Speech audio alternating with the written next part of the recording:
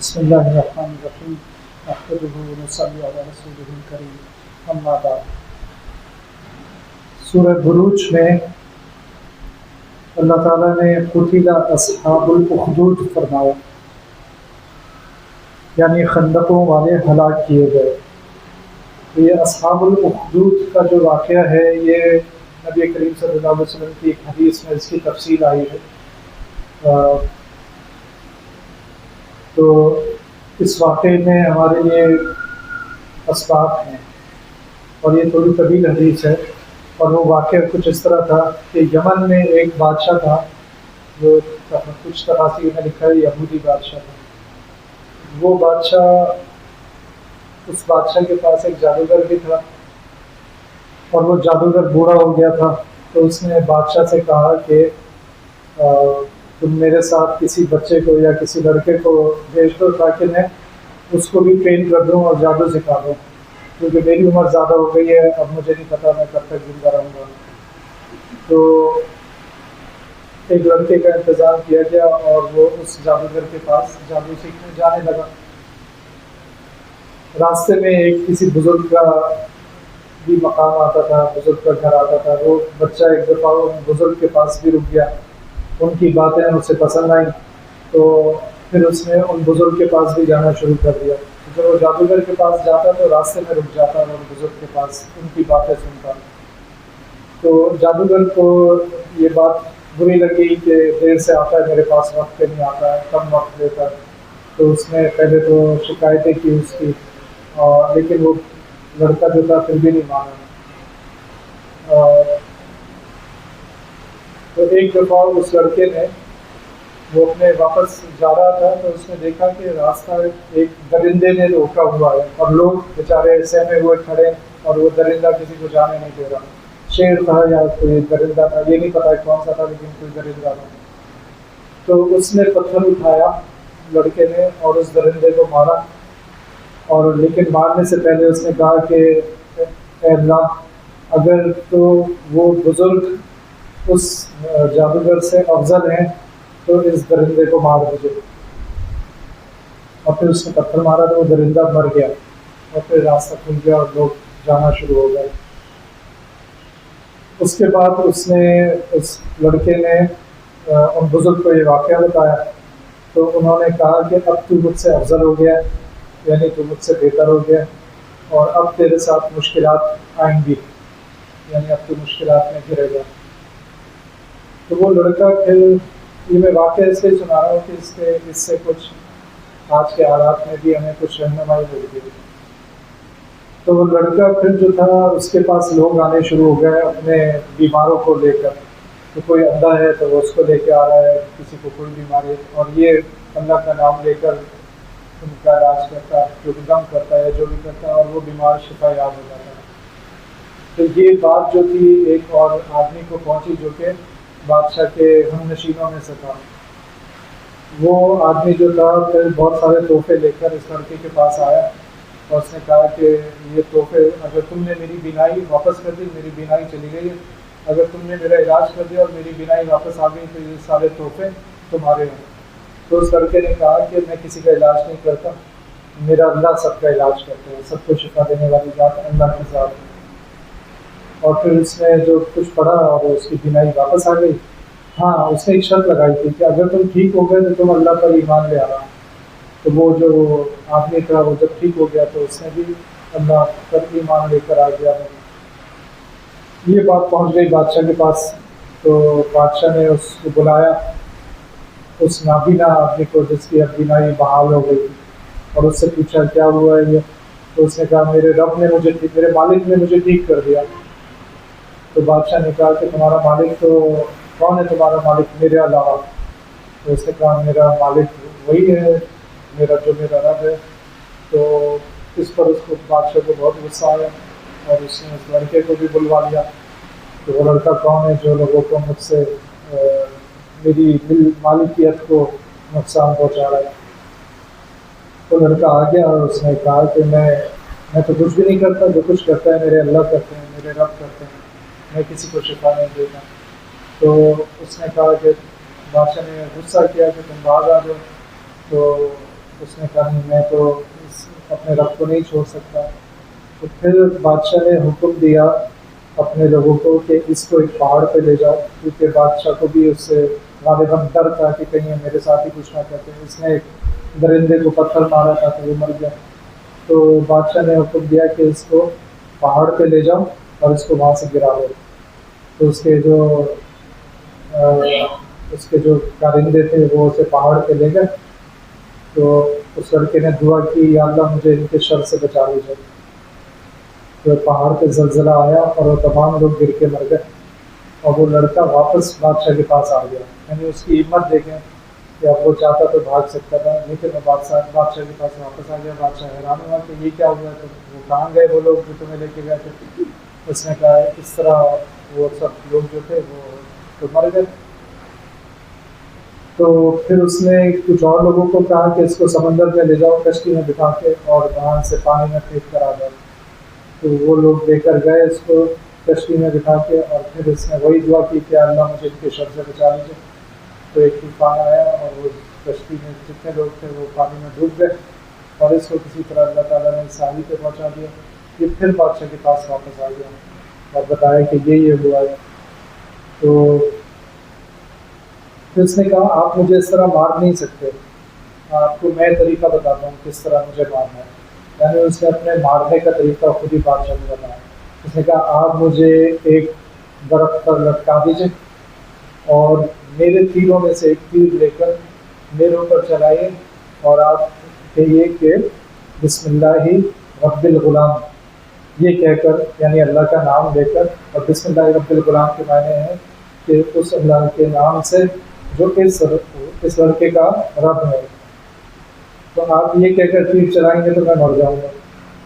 تو اس نے بادشاہ نے اس پر عمل کیا اور وہ تیر اس کی کن پٹی میں جا کے لگا اور وہ لڑکا جو تھا اس کا انتقال ہو گیا، اس کی روح نکل گئی. ہاں اس نے ایک بات اور کہی تھی لڑکے نے کہ آپ سب لوگوں کو جمع کریں، اپنے تمام رعایا کو جمع کریں، پھر میرا تیر لیں اور مجھے ایک درخت پہ لٹکا کر اور پھر تیر میرے اوپر چلائیں اور یہ بسم اللہ رب الغلام کریں. تو جیسے اس نے یہ کیا اور اس کی وفات ہو گئی تو جتنے لوگ کھڑے تھے سب مسلمان ہو گئے. سب نے کہہ دیا کہ ہم اللہ کو اپنا رب مانتے ہیں. اب یہ تو بادشاہ کو اور بھی بڑا نقصان ہو گیا، اس نے بھی سوچا بھی نہیں تھا کہ یہ ہو جائے گا. تو اس نے پھر خندقیں کھدوائیں اپنے جو اس کے لوگ تھے ان سے کہہ کر اور ان میں لکڑی جمع کی خندقوں میں اور ان میں آگ لگوائی. اور وہ تمام لوگ جو مسلمان ہو گئے تھے ان سے کہا کہ یا تو تم اس دین کو چھوڑ دو یا پھر اس آگ میں جلنے کے لیے تیار ہو جاؤ.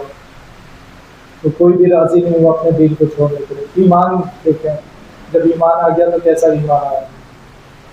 تو سب نے آگ میں چھلانگ لگا دی. ایک عورت تھی جو جس کی گود میں بچہ تھا وہ تھوڑا سا جھجکی چھلانگ لگانے سے. تو اس کے بچے نے چھوٹا سا بچہ تھا اس نے کہا کہ امی آپ حق پر ہیں اور آپ چھلانگ لگا دیں. تو پھر اس عورت نے بھی چھلانگ لگا دی. تو تفاسیر میں لکھا ہے کہ ان لوگوں کی روحیں اس آگ کے ان کے جسم کو چھونے سے پہلے نکل گئی، یعنی ان کو کوئی تکلیف نہیں ہوئی، ان کی روحیں پہلے ہی پرواز کر گئی تھی. تو یہ پورا واقعہ ہو گیا. پھر تفاسیر میں یہ بھی لکھا ہے کہ اس بادشاہ کا پھر خاتمہ ہو گیا.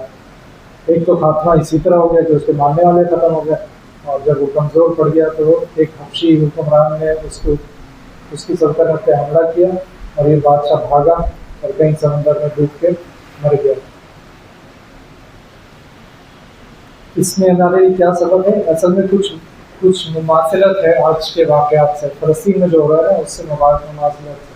ایک تو یہ کہ وہ بادشاہ بھی تفاسیر میں لکھا یہودی تھا اور جو مسلمانوں کے اوپر ظلم ہو رہا ہے وہ بھی یہودی کر رہے ہیں. دوسری مماثلت یہ ہے کہ ایسا ظلم جو انسان سوچ بھی نہیں سکتا کہ کسی کو زندہ آگ میں پھینک دیا جائے. اسی طرح آج فلسطینیوں پر جو ظلم ہو رہا ہے وہ ایسا ظلم ہے کہ انسان کے رونگٹے کھڑے ہو جائیں کہ کوئی انسان دوسرے انسان پر ایسا ظلم کر سکتا ہے. کل کی خبر یہ ہے کہ ایک لیڈی ڈاکٹر جو بچوں کا علاج کر رہی تھی غزہ میں اس کو مارا، اس کے بچوں کو مارا. اس کی 9 اولادیں تھیں، 9 کے 9 اولادوں کو ختم کر دیا. وہ لیڈی ڈاکٹر جو بیچارے دوسرے بچے کا علاج کر رہی تھی اس کے اپنے بچوں کو شہید کر دیا. اور جو تصویر آئی تھی وہ اس طرح تھی کہ کپڑے میں اس کے بچے لپٹے ہوئے ہیں اور اس میں ان کو گلے لگایا ہوا ہے. تو پتہ نہیں وہ جسم ٹکڑوں میں تھے یا کیسے تھے، لگ ایسے رہا تھا کہ وہ بہت ہی بری حالت میں ان کے جیسا. تو ظلم ایسا ہو رہا ہے. اصحاب الاخدود جو تھے، یعنی جنہوں نے قبریں کھودی تھیں، انہوں نے بھی ایسا ہی ظلم کیا تھا کہ انسان کو یقین نہ آئے کہ کوئی انسان دوسرے انسان پہ ایسا ظلم کر سکتا ہے. اور آج فلسطین میں بھی ایسا ظلم ہو رہا ہے کہ یقین نہیں آتا اور ساری دنیا دیکھ رہی ہے اور کوئی کچھ کر نہیں رہا. اچھا، اس بادشاہ کی سلطنت بھی ختم ہو گئی، اور ہم میں سے جو لوگ ذرا غور سے دیکھ رہے ہیں کیا ہو رہا ہے اور تھوڑا سا تفکر کر رہے ہیں تو انہیں اندازہ ہوگا کہ اسرائیل بھی ختم ہو رہا ہے. نظر تو یہ آ رہا ہے جیسے وہ اصحاب الاخدود والے علاقے میں جتنے مسلمان تھے، اگر کوئی جیسے آج ہم فلسطینیوں کو دیکھیں تو ہم سوچیں گے کتنا ظلم ہو رہا ہے اور کب ختم ہوگا یہ ظلم. تو ان کے اوپر تو ایسا ظلم ہوا تھا وہ سارے ختم ہو گئے تھے. اصحاب الاخدود والے علاقے میں تو سارے ختم ہو گئے تھے. تو بظاہر ایسا لگ رہا تھا کہ یہ تو حق کی تو جیت نہیں ہوئی، لیکن اصل میں وہ بھی حق کی جیت تھی، کیونکہ وہ ایک آدمی کا تیر جو تھا، ایک لڑکے نے جو تیر بتایا تھا کہ یہ تیر میرے اوپر چلاؤ تو میں ختم ہو جاؤں گا، اصل میں وہ تیر کس لیے تھا کہ وہ بادشاہ ختم ہو جائے گا.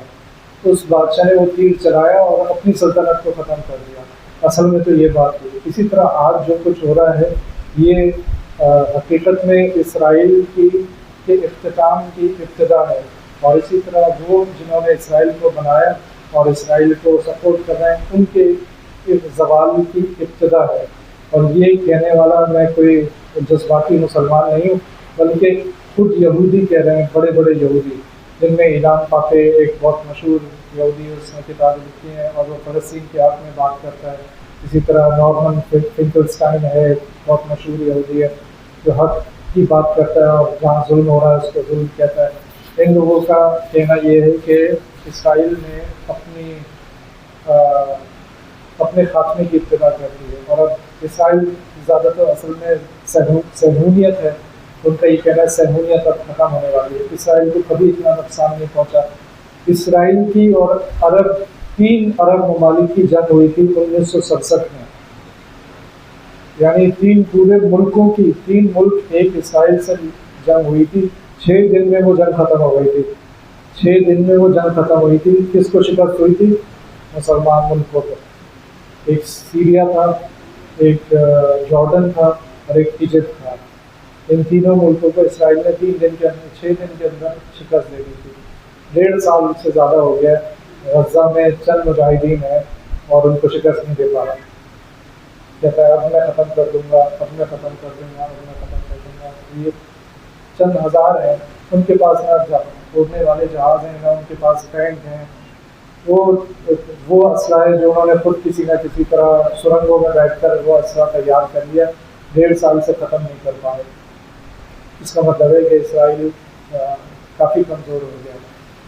یہ جو تیر والی مثال ہے یہ امریکہ پر بھی مجھے لگتا ہے ثابت ہو رہی ہے کہ اب جو نئے صاحب آئے ہیں ٹرمپ، انہوں نے پوری دنیا سے لڑائی شروع کر دی ہے کہ تم پہ ٹیرف لگا رہا ہوں، تم پہ ٹیرف لگا رہا ہوں. تو غالباً یہ اس تیر کی ایک مثال ہے کہ اپنے آپ کو ختم.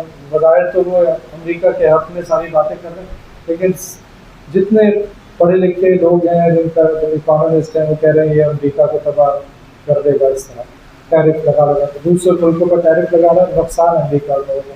اور اس کی وجہ بھی وہ بتاتے ہیں کہ اگر ٹریڈ ختم کر دے گا یہ، تو امریکہ کی اپنی تو مینوفیکچرنگ ہے نہیں، یعنی ساری اس کی جو فیکٹریاں وغیرہ تھیں وہ تو ختم ہی کر دی سب. یا تو چین میں چلا گیا ہے، وہ امپورٹ کرتا ہے کہیں سے.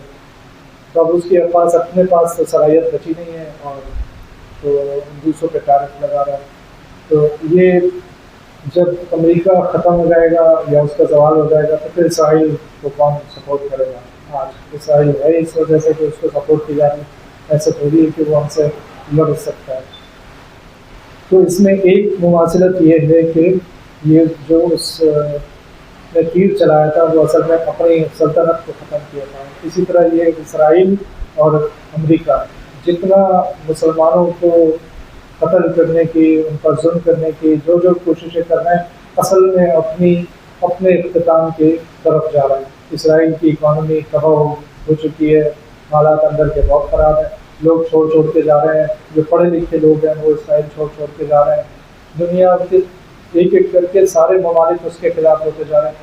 کتنے ممالک ایسے ہیں جنہوں نے پہلے فلسطین کو تسلیم نہیں کیا تھا، جب سے یہ جنگ شروع ہوئی ہے، اور اب کئی ممالک ایسے ہیں جنہوں نے فلسطین کو تسلیم کر لیا، اور اب اور ممالک کہہ رہے ہیں، فرانس کہہ رہا ہے، یہاں تک کہ امریکہ میں بھی یہ بات کی گئی ہے کہ فلسطین کو تسلیم کر دیا جائے۔ ڈونلڈ ٹرمپ صاحب نے کچھ ایسی بات کی ہے۔ تو اور اسی طرح جو لوگ اب سے کچھ مہینے تک اسرائیل کا ساتھ دے رہے تھے، اب وہ بھی پیچھے ہٹتے جا رہے ہیں۔ بڑے بڑے مشہور صحافی، پیئرس مورگن ایک صحافی ہے جو اسرائیل کا ساتھ دیتا رہا، ابھی 3-4 دن پہلے اس نے بھی اپنی بات سے رجوع کر لیا ہے اور کہہ رہا ہے کہ میں مانتا ہوں کہ بہت ظلم ہو رہا ہے۔ تو یہ ایک اب سب کے لیے یہ مشکل ہو گیا ہے اس بات کو ماننا کہ اسرائیل حق پر ہے، اور سب اب فلسطین کے ساتھ ہوتے جا رہے ہیں۔ تو یہ وہ ساری باتیں ہیں جو ہمیں، جن کی وجہ سے مایوس نہیں ہونا چاہیے، بلکہ ہمیں اس بات پہ یقین رکھنا چاہیے کہ قربانی، اور قربانی کا وقت بھی قریب ہے، اور قربانی کے معنی ہوتے ہیں قرب، یعنی اللہ تعالیٰ کے قریب ہو جانا، یہ قربانی کے معنی ہے۔ تو جو بھی قربانی ہم اللہ کے لیے دیں گے وہ ہمیں اللہ تعالیٰ سے قریب کر دے گی، اور شہادت ایسی قربانی ہے جو اتنے لوگوں نے قربانی دے دی ہے، ایسا کیسے ہو سکتا ہے کہ اس کا نتیجہ ہمارے حق میں نہیں آئے گا؟ انشاءاللہ ہمارے حق میں آئے گا۔ اب ایک چیز ایسی ہے مماثلت کی جو اس دور میں نہیں پائی جاتی، وہ یہ ہے کہ جب اس لڑکے کو دیکھا کہ اس نے اپنی جان دے دی، تو وہ جتنے لوگ تھے وہاں پہ سب نے توبہ کر دی، سب ایمان لے آئے۔ ہم کتنی جانے جاتے ہوئے دیکھ رہے ہیں، ہم دیکھ رہے ہیں کہ دوسرے غیر مسلم جو ہیں وہ بھی مسلمان ہو رہے ہیں ان کے صبر کو دیکھ کر، لیکن ہماری زندگیوں میں کوئی خاص تبدیلی نہیں آ رہی۔ یہ ایک چیز لمحہ فکریہ ہے جو ہمیں سوچنا چاہیے کہ وہ لوگ جو اصحاب الاخدود والے واقعے میں تو یہ ہوا تھا کہ سبھی ایمان لے آئے تھے، اور ہمارا یہ حال ہے، کہنے کو تو مومن ہی ہے لیکن ہمارا طرز زندگی کیا ہے، ہم کتنے پریشان ہیں، ہم نے کتنا مسجدوں کو بھر دیا، ہم نے کتنے اپنی گناہوں سے توبہ کر لی، ہم نے کتنے بوائکاٹ کر دیے اسرائیل کی سپورٹ کرنے والی کمپنیوں کے۔ تو پتہ چلے گا کہ ہمیں تو اپنی زندگیوں پہ افسوس ہی کرنا چاہیے، شرمسار ہونا چاہیے، غیرت کرنی چاہیے، لیکن یہ ہے کہ اس کا احساس ہمیں ہے نہیں۔ یہ بات ہمیں آپس میں بھی کرتے رہنا چاہیے کہ بھائی اگر ہم دوسروں کی قربانیاں دیکھ رہے ہیں تو کچھ ہمیں شرم آنی چاہیے، ہم تو کچھ کر بھی نہیں پا رہے ہیں، لیکن کم از کم اپنے اعمال تو ٹھیک کر لیں۔ تو یہ فلسطین کے اور اصحاب الاخدود کے واقعے میں ہمارے لیے کچھ سبق ہے۔ اللہ تعالیٰ ہمیں سمجھنے کی توفیق عطا فرمائے۔